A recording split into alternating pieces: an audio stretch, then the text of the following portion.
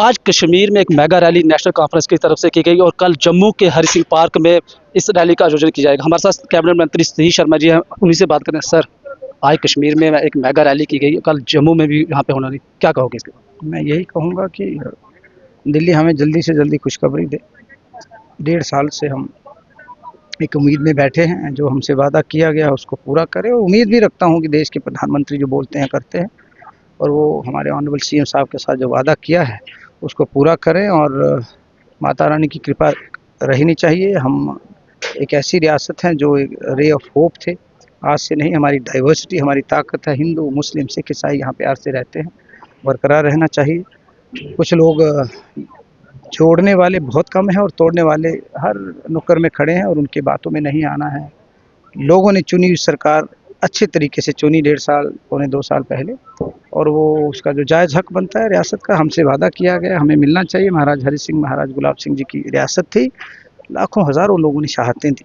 ये उनको श्रद्धांजलि होगी अगर उनका रियासत वापस कर दी जाएगी। हम डिमोटेड फील हो रहे हैं। 2 पावर सेंटर होने से लोगों का नुकसान है, जनता का। अगर आप बोलें कि कांग्रेस या भाजपा की सरकार आए तो स्टेटहुड मिलेगी, इसका मतलब 4 साल तो लोगों के ज़ाया कर रहे हो।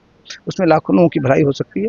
जो काम कल करना है वो आज करना चाहिए, ताकि हम जो वादे लोगों से किए वो पूरे करें। और कोऑर्डिनेशन में हमेशा दिल्ली और जम्मू कश्मीर कोऑर्डिनेशन में ही चल सकते हैं। सर, 20 तारीख को जहाँ पे मानसून सत्र में आप प्रोटेस्ट करने पे जा रहे हैं, आपको लगता है कि इस तरह की रैली जो कल रैली कर रहे हैं, इससे कहीं ना कहीं वहाँ बूस्ट मिलेगा उस प्रोटेस्ट? होना चाहिए। देखो, दिल्ली बहुत बड़ा मतलब एक वहाँ पर समंदर है, लेकिन जब तक हमारे कहते हैं आप रोए नहीं तो माँ भी आपको दूध नहीं पिलाती।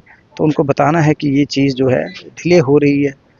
3.5 साल का समय सरकार के पास है, और उसमें लोगों की खिदमत भी करनी है। सरकार किसी की भी बने, अगर दिल्ली में एक सरकार बनी है, मानो कांग्रेस की बनी, तो आपको उसको सपोर्ट करना है। वो सबकी सरकार है। जब सरकार है तो उसमें पार्टी पॉलिटिक्स से ऊपर होकर काम करना है। कुछ लोगों के ज़ाती मफाद होते हैं, इच्छाएं होती हैं, ख्वाब देखने चाहिए, खुली आंखों से देखने चाहिए। कुछ लोग देख भी रहे हैं, लेकिन अब जबकि लोगों ने, जम्मू कश्मीर की आवाम ने खुले दिल से यहाँ पर एक सरकार चुनी है 60 महीने के लिए, तो उसको 60 महीने का समय दो, वो खिदमत करे। अगले 60 महीने आप ले लो। अगर आपको लगता है हम ठीक नहीं चल रहे, तो मुझे लगता है उसका साथ देने चाहिए। इससे लोगों की भलाई होगी। डोगरा लोग आगे पिस रहे हैं, इंडस्ट्री यहाँ नहीं है। पोस्ट कोविड बहुत सारी परेशानियाँ, ट्रांसपोर्टर परेशान है, नौजवान परेशान है, डेली वेजर परेशान है।